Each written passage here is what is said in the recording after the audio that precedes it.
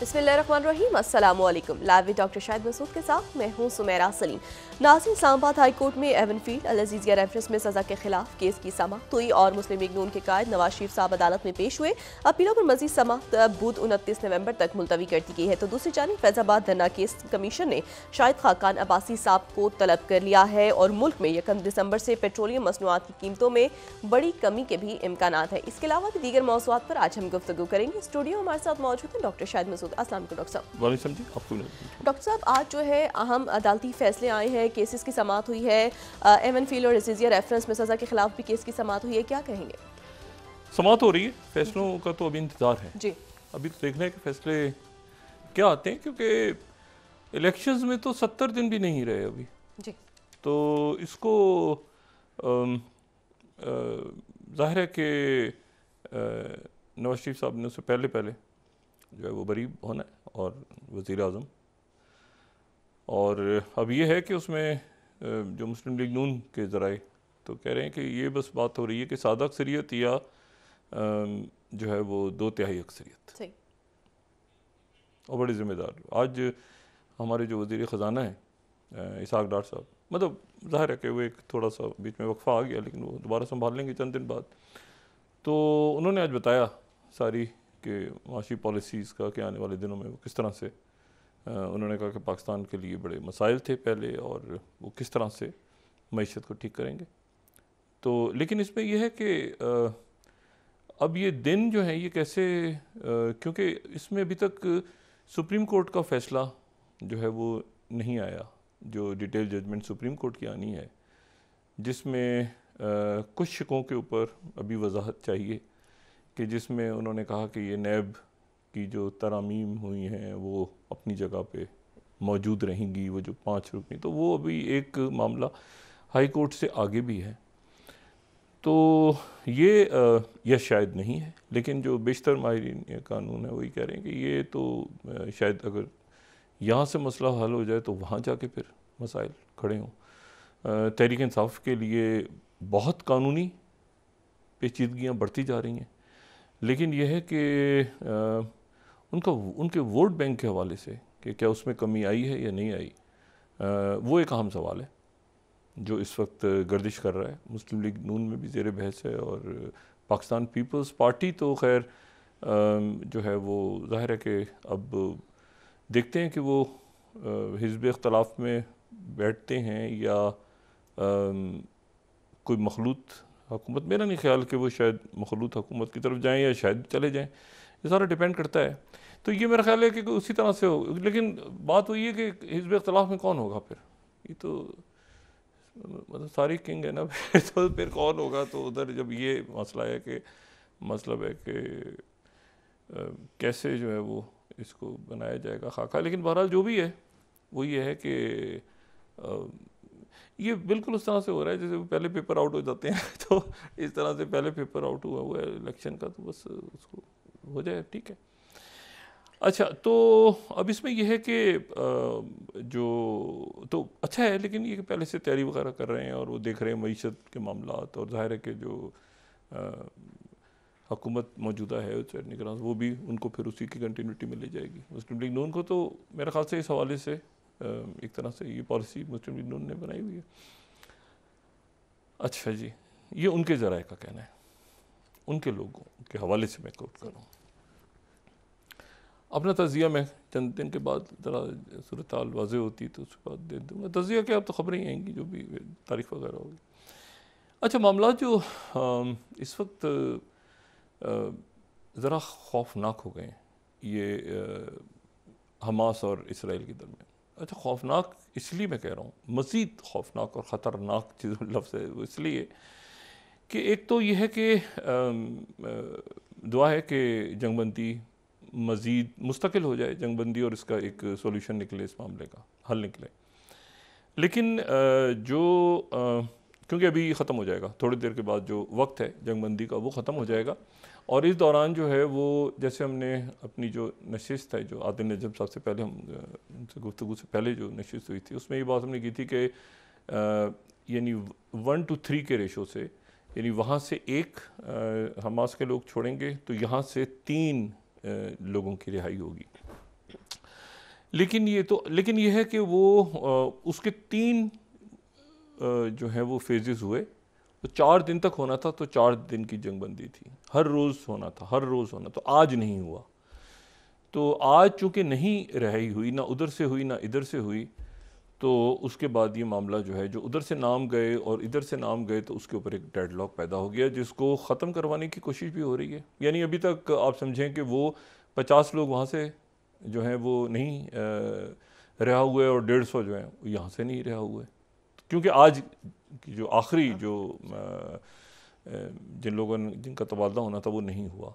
तो उसमें उम्मीद है, क्योंकि बैनुल अक़वामी दबाव शदीद तर है कि ये वो ना सिर्फ ये कि वो रिलीज़ हो, बल्कि इसको आगे बढ़ाया जाए, यानी इसको जंगबंदी को आगे बढ़ाया जाए। वो एक दिन के बदले वो कह रहे हैं कि 10 कैदी और हमें चाहिए। लेकिन जो अमीर कतर हैं, उनका ये कहना है, वज़ीर आज़म जो कतर के हैं, जो कि बड़े अहम इसमें रोल सारा जिन्होंने प्ले किया, और जो कि वज़ीर ख़ारजा भी हैं वहाँ के, उनका कहना यह है कि हमास का ये कहना है कि हमारे पास लोग, तमाम लोग हमारे पास नहीं हैं। कुछ लोग जो हैं वो दूसरे ग्रुप्स के पास भी हैं, इस्लामी जिहाद जैसे, वहाँ पे हम पहले भी बात कर चुके हैं कि इस्लामी जिहाद जो है वो उनके पास भी कुछ जो हैं वो लोग मौजूद हैं। तो ये मामला चूँकि हमास के साथ बात हो रही है, तो इस्लामी जिहाद के पास जो लोग हैं, तो उसके ऊपर अमीर कतर का कहना यह है कि हमने फिर हमास को कन्वे किया है कि आप जो हैं ये बाकी ग्रुप्स से बात करके और फिर उसके बाद हमें बताएं कि क्या सारा सिलसिला। अच्छा, मैं ये जो बात मैं कह रहा हूँ ना कि ये खौफनाक इसका एक रंग सामने आ गया ये पिछले 2 दिनों में, जहाँ पे रिहाई के मनाजिर आ रहे हैं और बाकी सारे, वो हुए हैं 2 वाक़यात बड़े अजब से हुए हैं। पहले तो ये हुआ है कि जो जुमे का रोज़ है, जुमे के रोज़ तो एक जो है वो जहाज़ पे के ऊपर जो है वो अटैक हुआ दोबारा हुतीस का बहरी जहाज़ पे, और बहरी जहाज़ पे अटैक हुआ, लेकिन वो हुआ बहर अहमर में जी, ठीक है। और फिर दोबारा जो है वो उसका इल्म था। जो बात बड़ी हैरान कुन है कि वहाँ से जो जहाज़ गुज़री है जो है ये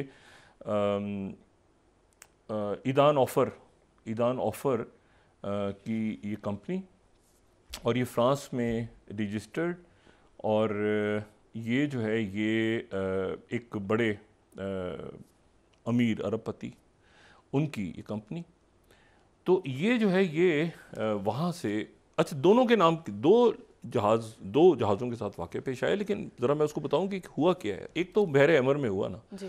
तो बहर अहमर में पहले भी हुआ था, ठीक है, और वो जो गैलेक्सी तो वो तो जहाज़ अभी तक खड़ा है उधर ही उदयबा के बंद। ये जो दूसरे 2 वाक़यात हुए ना, जो मैं कह रहा हूँ जो ज़रा ज़्यादा तशवीशनाक हैं, वो ये हुआ कि ये वाक़या पेश आया है खलीज अदन। अच्छा, खलीज अदन जो है ये ऊपर बहर अहमर, मेडिटेरियन, रेड सी, उसके बाद ये गल्फ़ ऑफ एडन और खलीज अदन, और उसके बाद फिर ये बहर अहमर में रेड सी में खुल जाता है, और फिर वो आगे कंटिन्यू करता है इंडियन ओशन। तो ये वहाँ पर हुआ है जहाँ हुतीज़ नहीं है, यानी जो बंदरगाहें या जो जिन जगहों पे हुतीज़ नहीं हैं वहाँ पे अजब वाक़या हुआ है। जो दूसरा वाक़या कल रात को हुआ है, कल दिन में हुआ है, वो ये हुआ कि पहले तो ये ख़बर आई कि जी एक जहाज़ जो है उसके ऊपर जो है वो कब्ज़ा हो गया, ठीक है।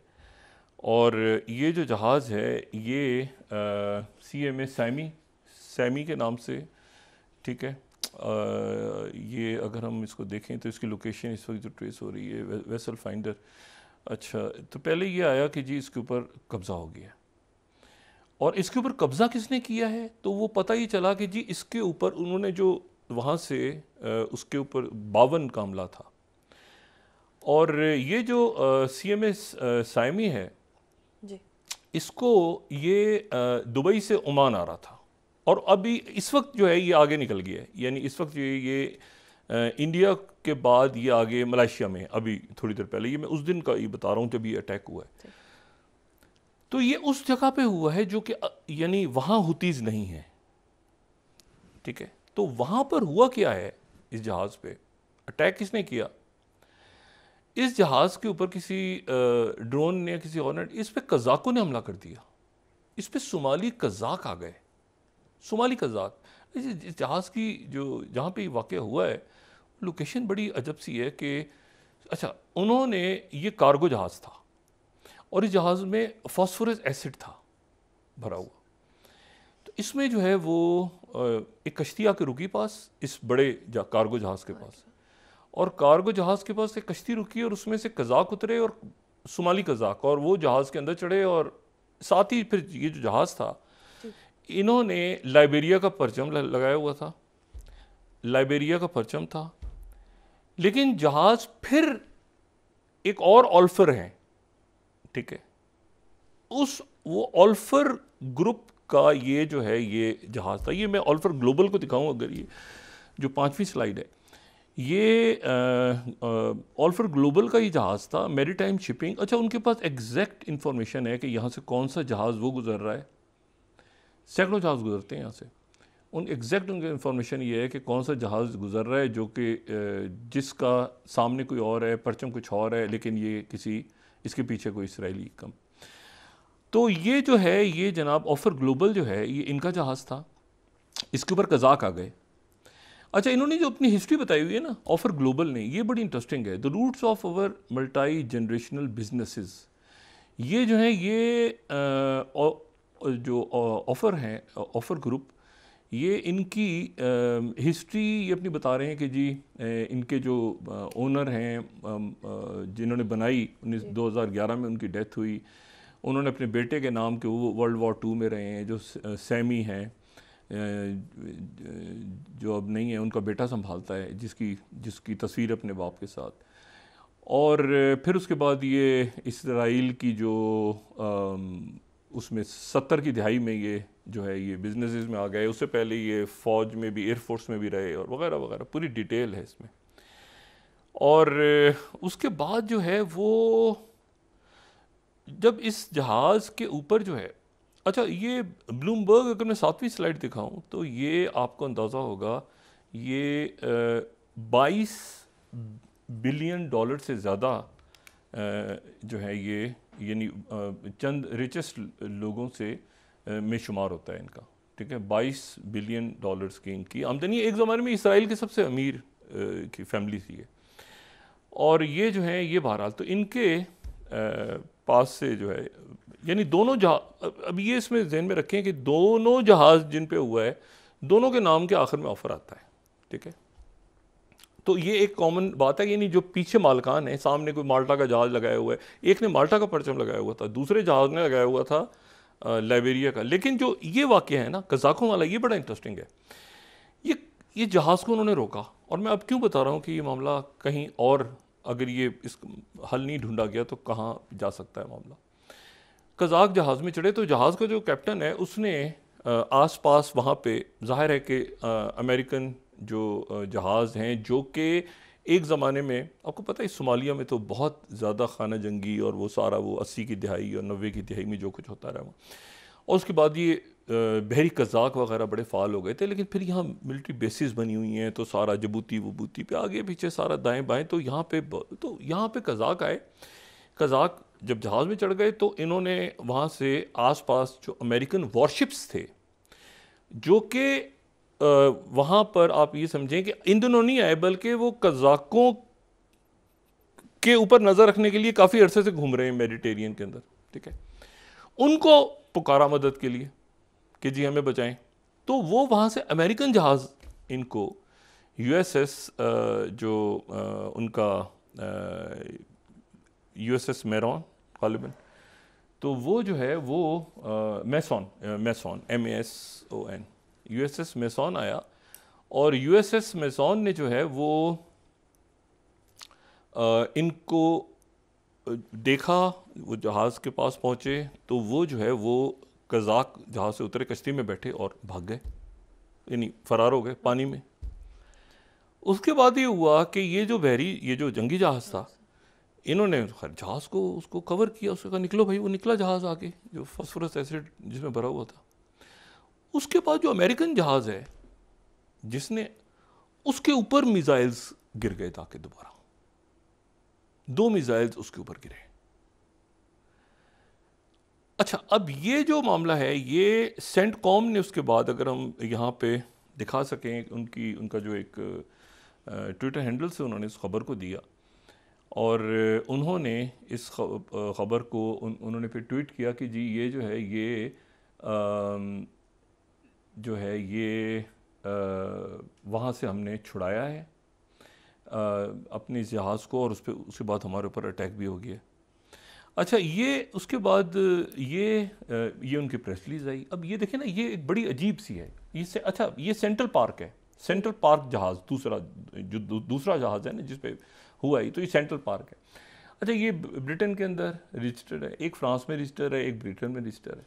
तो ये जो है यमन से जा रहा था सेंट्रल पार्क, इसको फिर यूएसएस मैसन ने इसको बचाने की कोशिश की, मिसाइल्स लैंड हुए इस पर गल्फ ऑफ खलीज अदन में, ये काफ़ी दूर, ठीक है। और यानी मिसाइल्स तो आ रहे थे उनके, लेकिन जो एरिया ऑफ ऑपरेशन है ना, ठीक है।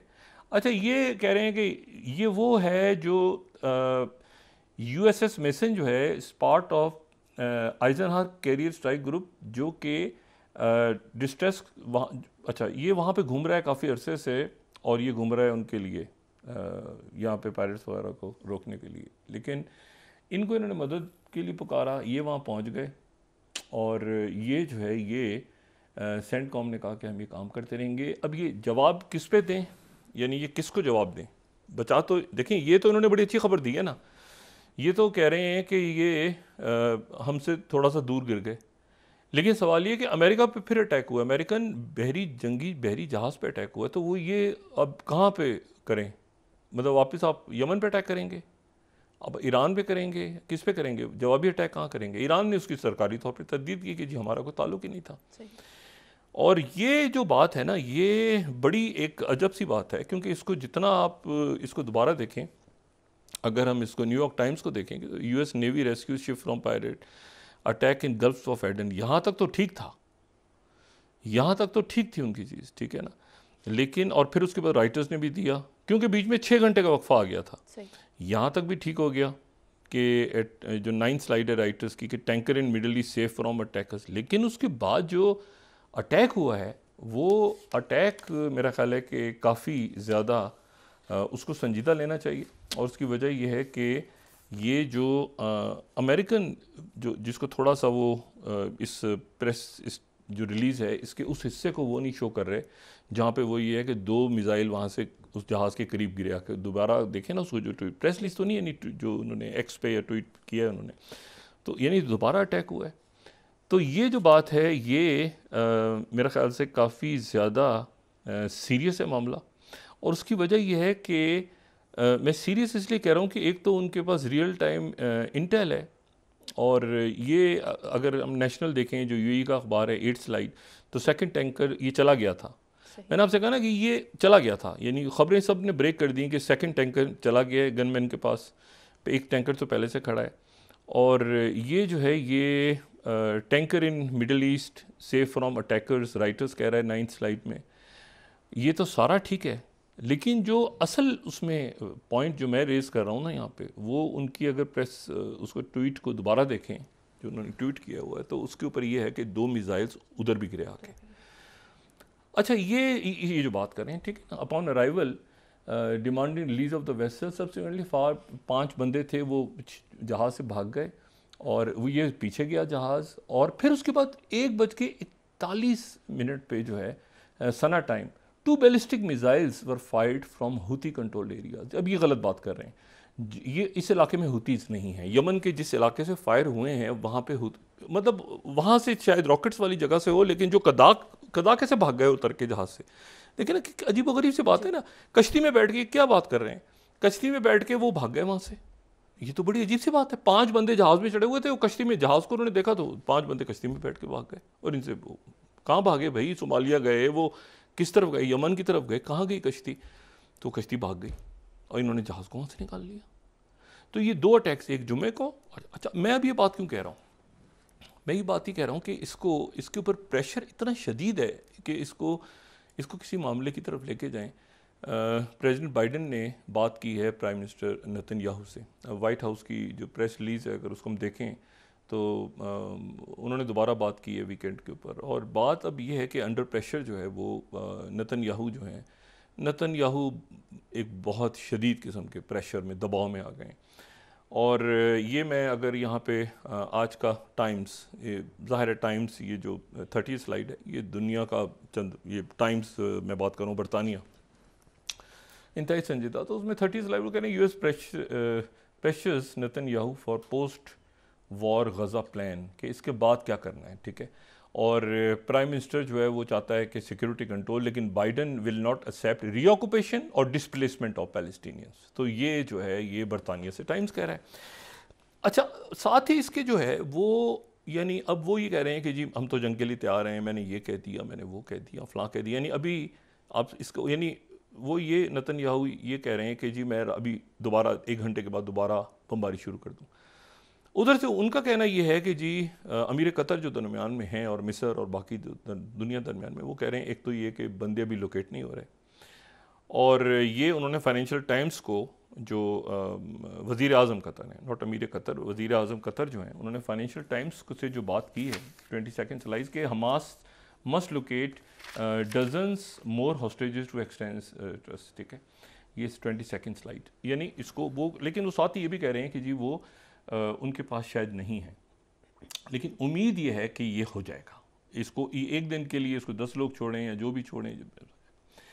दूसरी तो ये, अब मैं इसलिए कह रहा हूँ क्योंकि वो जो, देखें अगर बहरी जहाज़ नहीं मिलेगा तो कहीं से लोग, मतलब मैं ये बात बिल्कुल कहना नहीं चाहता, लोग अगवा हो जाएंगे किसी, वो एक्चुअली हॉस्टेज मज़ीद लोगों को बनाना है, जो बज़ाहिर बात ऐसी नज़र आ रही है कि ये हॉस्टेज मज़ीद लोगों को बनाना है, इसीलिए वो जहाज़, इसीलिए वो जो है वो उसमें मुसाफिर होते तो मुसाफिरों समेत वो जहाज़ अगवा होता, और वो जो है वो मतलब ये समंदर में तो ये मामले आ गए हैं।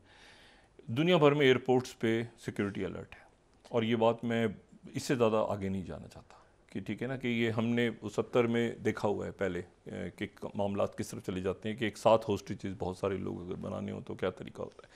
तो समंदर पे तो ये 2 अटैक हुए हैं, इसमें सप्लाई चेन्स मुतासर हो सकती हैं, क्योंकि ये एक लंबा रूट लेंगे, और फिर हर जहाज़ जो है उसको वो मतलब उनको एग्जैक्ट पता है कि जहाज़ के पीछे इसकी किसकी मलकियत है, कौन सी ऑफशोर कंपनीज़ को लेके चल रही है। तो ये समंदर में ये 2 वाक़यात हुए।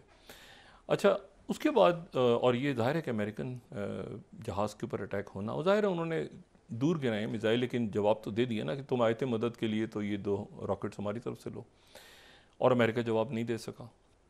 और इसको पता है कि, आपको पता है कि सीरिया में और इराक़ में अमेरिका दोबारा अपने आप को इंगेज कर रहा है, जो कि गलत, मतलब एक ला हासिल चीज़ है।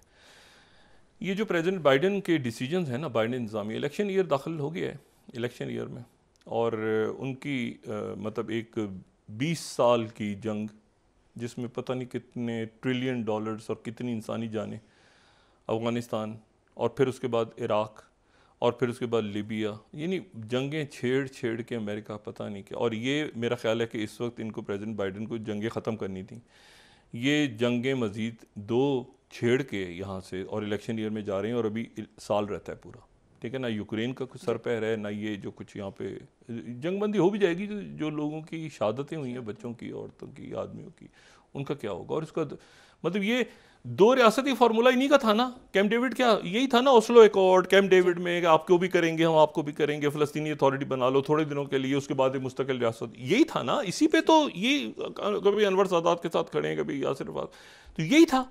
तो मसला ये कि यही तो था ना कि फ़लस्तीनी अथॉरिटी चंद सालों में एक आज़ाद रियासत बन जाएगी, फिर वहाँ सेटलर्स बैठना शुरू हो गए, इंतिफादा खड़ी हो गई। तो बात ये सारी कि ये एक अमेरिकन ने ही गारंटी दी थी, ये गारंटी अमेरिकन ने दी थी कि जी आप तस्लीम करें, इनके साथ सुलह कर लें, जॉर्डन को और इजिप्ट को, और उसके नतीजे में थोड़े अरसे के बाद फ़लस्तीनी अथॉरिटी जो है वो जो यासिर अरफात के अंडर बन रही है, ये इसको हम ये 2-3 सालों में ABC जो एरियाज़ हैं गज़ा के और ये और वेस्ट बैंक के, ये सारे आज़ाद रियासत हो जाएगी आपकी, 2 स्टेट। ये इनका फार्मूला था, ठीक है। तो बात ये है कि वहाँ से शुरू हुआ, उसके बाद दुनिया ने कहा ठीक है 2 रियासती। इस्लामी जिहाद वाले कहते हैं कि सफ़ा हस्ती से मिटा दो, इस्लामी जिहाद वाले एक्सट्रीम पे जाते हैं, लेकिन बाकी लोगों ने तो कहा कि मान लो, चलें आगे चलते हैं। अब मसला ये कि वो फ़लस्तीनी अथॉरिटी तो ख़त्म हो गई इसमें, तो डायलॉग तो हमास से हो रहा है, और हमास जो है वो ज़ाहिर है कि वो उनके पास इंटेल है, मुकम्मल इंटेल है उनके पास, और इंटेल से मुराद इंटेलिजेंस रिपोर्ट्स हैं, उनको पता है कौन से कहाँ क्या सब कुछ। इसी दौरान तो अब ये देखते हैं कि ये दुआ है कि ये आगे थोड़ा सा खिंचे, लेकिन ये खिंचे अभी ये आगे जाएगी, ये कहानी अभी आगे, यानी ये भी आगे जाएगा मामला, ये इतनी जल्दी ख़त्म नहीं होने वाला, ठीक है। तो अभी हम ये हमारे डिस्कशन में वैसे ही रहेगा जैसे हर थोड़े दिनों के बाद हम दोबारा ले आते हैं यूक्रेन को, यूरोप को, बाकी मुल्कों को। इसी दौरान 2 बातें ऐसी हैं जो अहम है, वो ये हैं कि वो जो डेलीगेशन था सऊदी अरेबिया का, यानी सऊदी अरेबिया के जिसमें वज़ीर ख़ारजा फैसल बिन फरहान और साथ उनके जो है वो टर्की के, साथ जॉर्डन के, साथ जो हैं वो उनके मिस्र के, अरब लीग के नुमाइंदे, ये सारे जो जिन्होंने अपना दौरा शुरू किया था चाइना से वो रशिया आए, रशिया से वो बरतानिया आए, बरतानिया से वो फ्रांस गए, तो स्पेन में हैं। और स्पेन में जो उनकी जहाँ जो मीटिंग हो रही है वहाँ पे एक और फोरम, दुनिया में बहुत सारे फोरम्स बने हैं ना, तो एक जगह ऐसी है जहाँ बहुत ज़्यादा, मतलब तारीख़ में शायद सबसे ज़्यादा जिस जगह जंगें हुई हैं, तारीख़ में बड़ी जंगें अगर आप कहें तारीख़ में, तो जिस समंदर में सबसे ज़्यादा जंगें लड़ी गई हैं शायद वो ये मेडिटेरियन सी है, ठीक है। ये मेडिटेरियन सी है जहाँ से कहीं रोमन सल्तनत भी लड़ रही है और कहीं नेपोलियन भी लड़ रहे हैं और कहीं वर्ल्ड दोनों जंगें, बड़ी जंगें भी यहाँ पे हो रही हैं। तो मेडिटेरियन सी जो है उसके हवाले से एक यूनियन बनी हुई है जिसमें 43 कंट्रीज़ हैं। अच्छा, इसराइल उसमें नहीं बैठा आके, ठीक है, 43 कंट्रीज़ हैं। तो ये आप मेडिटेरियन सी दरमियान में देखें तो आपको अंदाज़ा होगा कि ये कितने सारे मुल्क हैं जो इसके चारों तरफ हैं। तो ये सब के पानी और सबकी ये इसका साहिल है, तो ये इसकी जगह है, तो ये कहीं साइप्रस का और टर्की का तनाज़ा चल रहा है, कहीं किसी का। तो इन्होंने एक मेडिटेरियन सी के हवाले से एक यूनियन बनी हुई है। सही। और वो जो यूनियन है उसका इजलास हो रहा है स्पेन में, बार्सिलोना में।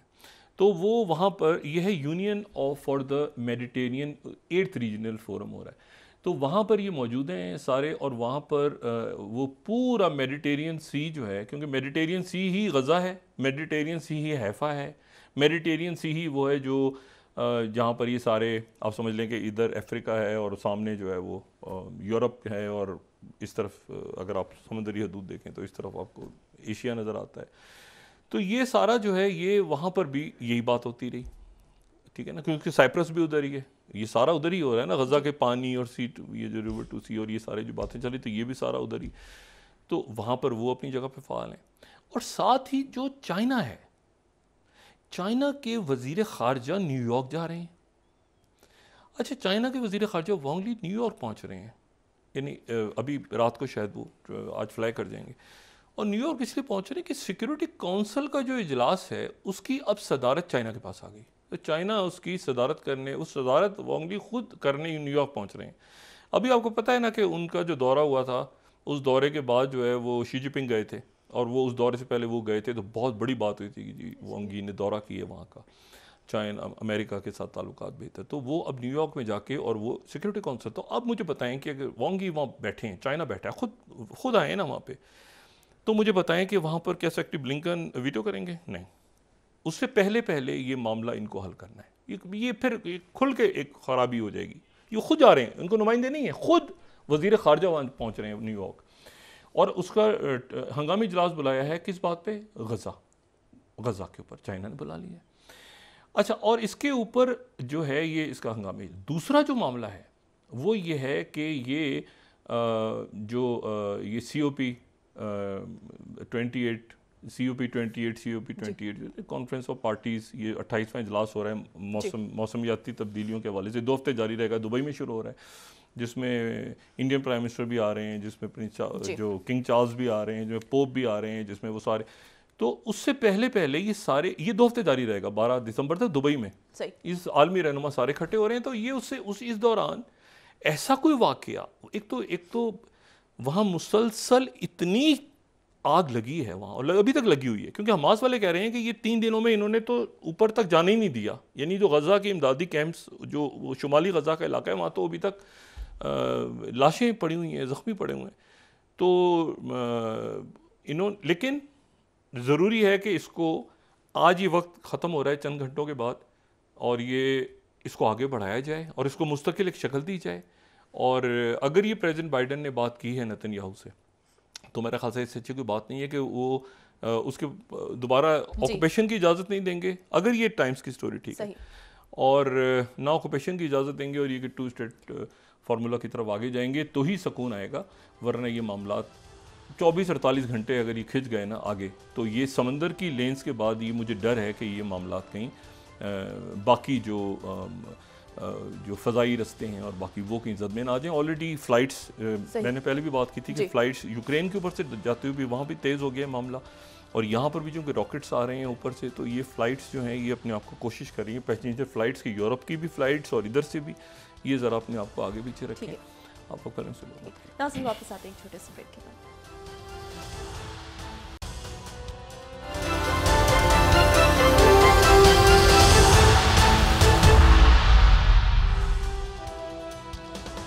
वेलकम बैक नाज़रीन। तो डॉक्टर साहब, आप ही कह रहे हैं कि अगर जंगबंदी हो भी जाती है तो भी ये जंग चलेगी? जी, ये जंग चलेगी लंबी।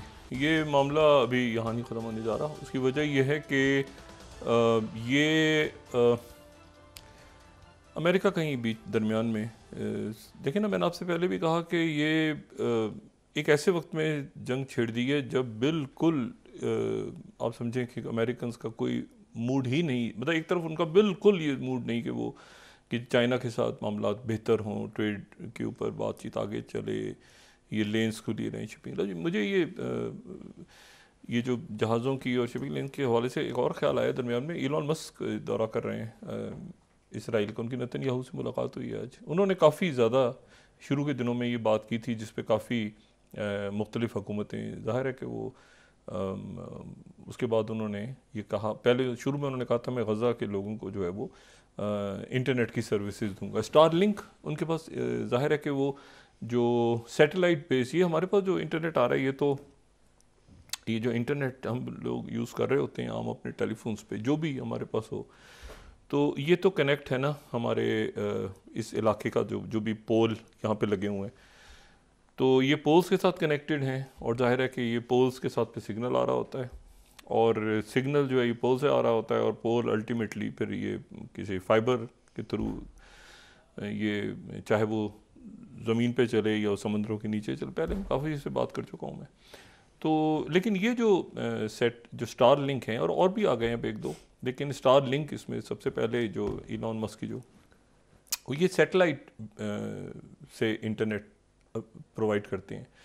यानी सैटेलाइट से मतलब ये है कि अगर ज़मीन के ऊपर कोई ना भी हो, कोई सर्विसेज ना हो, लोकल टेलीकॉम सर्विसेज, तो सैटेलाइट जो है वो टेलीफोन को जो है वो सिग्नल देगा। और अच्छा, पहले ये था कि वो एक प्रॉपर, जब इन्होंने लॉन्च किया था तो उस वक्त ये था कि वो पूरा एक ट्रांसीवर होगा ज़मीन पे, उसमें से वो किस तरह से मैकेनिज़्म होगा। लेकिन अब वो लेटेस्ट तो ये है शायद कि वो उन्होंने कोई एप्लीकेशन भी लॉन्च कर दी है कि टेलीफोन के एंड्रॉइड्स पे, अब आईओएस के ऊपर सिंपली एक एप्लीकेशन हो, और वो टेलीफोन को आप थोड़ा सा ऐसे करके देखें तो जो लोअर ऑर्बिट है, जो लोअर अर्थ ऑर्बिट है, उसमें ये जो है ये इनके बहुत बड़ी तारीफ कहते हैं। मैं 42,000 छोड़ूंगा अगले चंद सालों तक सैटेलाइट जो हैं। और जब ये स्टार्ट इन्होंने किया था 2019-20 में, तो उस वक्त ये था कि दुनिया की उन जगहों पे जहाँ पर मौजूद नहीं है सैटेलाइट की सर्विसेज, तो वहाँ पर, लेकिन इसकी इम्पोर्टेंस और बहुत ज़्यादा आ गई सामने। मिसाल के तौर पे जो यूक्रेन की जंग हो इसी बेस पे रही है, क्योंकि वहाँ तो सैटेलाइट, ज़ाहिर है कि उधर का सैटेलाइट उधर काम नहीं कर रहा। जब जंग हो रही है तो पता चला कि ये कितना ज़रूरी है कि नीचे, अब ये जितने दुनिया में लोग मौजूद हैं, शायद आने वाले कुछ दिनों में, ये कुछ महीनों या सालों में दुनिया चली जाए सैटेलाइट बेस्ड जो भी इंटरनेट सर्विस प्रोवाइडर्स हैं उनकी तरफ। क्योंकि यहाँ पर यह भी तो ख़तरा है ना कि ये फाइबर्स चूँकि समंदरों के नीचे जा रहे हैं, तो पता चला कि किसी ने यानी हम सब डिपेंडेंट हैं उन फाइबर्स के जो कि जाल बिछे हुए हैं। किसी जगह कोई तबाह हो गया, कोई ज़लज़ला आ गया, कोई सुनामी, तो वो पता चला इंटरनेट कनेक्शन अगर 2-3 घंटे भी ऊपर नीचे हुआ तो वो दुनिया तो सारी उसकी कनेक्टिविटी ख़राब होती है। तो ये इलॉन मस्क ने आज वहाँ गालिबन ये बात की है कि जी मैं अच्छा, इन्होंने कहा, इसराइल ने कहा है कि वो इलॉन मस्क ने हमें यकीन दिलाया है कि जो भी मैं करूँगा इसराइल की मंजूरी से करूँगा, इसराइली हुकूमत की मंजूरी से। अब इसराइल इतना प्रेशर में है कि वो जाहिर सी बातें वहाँ अंदर डॉक्टर्स, दुनिया भर के इमदादी जो लोग हैं। अच्छा, कतर के वज़ीर भी अंदर गज़ा होकर आ गए इस दौरान। कतर कई मुल्कों के जो सफ़ीर और उनके जो वज़रा हैं वो अंदर गज़ा गए हैं इस पूरे अरसे में, वो मिले हैं, जाके हॉस्पिटल्स का खुद दौरा किया है, देखा है। तो ये अब ये मामला चलेगा। और इसके साथ मैंने आपसे कहा ना कि चाइना दरमियान में चाइना सिक्योरिटी काउंसिल की मीटिंग को हेड करने के लिए उनके वज़ीर ख़ारजा का न्यूयॉर्क आना। अभी तो गए थे वो, तो वो न्यूयॉर्क से सीधा, आपको पता है वो ज़्यादा इधर उधर नहीं कि वाशिंगटन पहुंच जाएं, तो नहीं, वो आराम से करके और वापस, और सिर्फ गज़ा के इशू पे। तो बात ये सारी कि ये अब अच्छा, ये आने से पहले उन्होंने क्या किया? आने से पहले वहाँ बीजिंग में इनकी मुलाकात किससे हुई है? इनकी मुलाकात आप ज़रा ज़हन में तसव्वुर करें, इनकी मुलाकात हुई है वज़ीर ख़ारजा ऑस्ट्रेलिया और वज़ीर ख़ारजा साउथ कोरिया, ठीक है, नॉर्थ कोरिया पहले से इनके साथ है, ठीक है ना, तो साउथ कोरिया और वज़ीर ख़ारजा जापान, जो कि यानी सी ऑफ जापान और लड़ाई और अमेरिका और पूरा और साउथ। और आने वाले दिनों में उस की जो ख़बर आई है वहाँ से, तो मैं उस सिर्फ ख़बर ज़ाहिर है कि उनके सरकारी मीडिया की तरफ से ये ख़बर आई है, तो ये बड़ी इम्पॉर्टेंट ख़बर है जो CGTN दे रहा है। और वो ये है कि जी आने वाले दिनों में मुलाकात मुमकिन है। किसकी मुलाकात मुमकिन है? लीडर्स की। बाकी ये इन मुल्कों के जो लीडर्स हैं वो भी आ सकते हैं। ये ग्लोबल टाइम्स को दिखा सकते हैं कि Japan inject stability to the region. वो कहते हैं कि आने वाले दिनों में जो है ये एक मुलाकात भी हो सकती है और हाई लेवल मीटिंग्स शुरू हो सकती हैं तीनों मुल्कों पे गौर करें, साउथ कोरिया, जापान और चाइना। यानी साउथ कोरिया, जापान, चाइना के सरबराहान के दरमियान नया फोरम बनने जा रहा है। अब मुझे बताएं कि इसमें क्वाड किधर है, इसमें वो ऑकसस किधर है, इसमें मतलब कहाँ है सारा। तो देखें, ये तब्दील होती दुनिया में अपनी मईशत पे, अपनी ट्रेड के ऊपर और अपने ताल्लुकात पे कोई इस तरह की जंगों में नहीं जाएगा। यूक्रेन की जंग में उनको कहा तो जी वो पता चला अब यूक्रेन को भूले हुए हैं, तो इधर पता चला तो इधर। और यूरोप पूरी कोशिश कर रहा है। अब देखें ना यूरोप का मूड, जो मैं उस दिन भी बात कर रहा था कि स्ट्रीट जो है, अब देखें ना स्ट्रीट इसलिए आम हो गई है। मैं जो अपना पॉइंट रेस कर रहा था कल और परसों की नशिश में, कि बड़ी जंगें होती थी ना पहले, तो होते तो बादशाह सलामत, सिपह सलार, वो पीछे इशारा किया, वो पूरा शहर रुक गया, आगे आगे सिपह सलार है, बादशाह खड़ा है। ये दूसरी जंग अज़ीम तक भी ऐसे ही होता रहा। ये उसके बाद भी जंगों में ऐसे ही हुआ ना।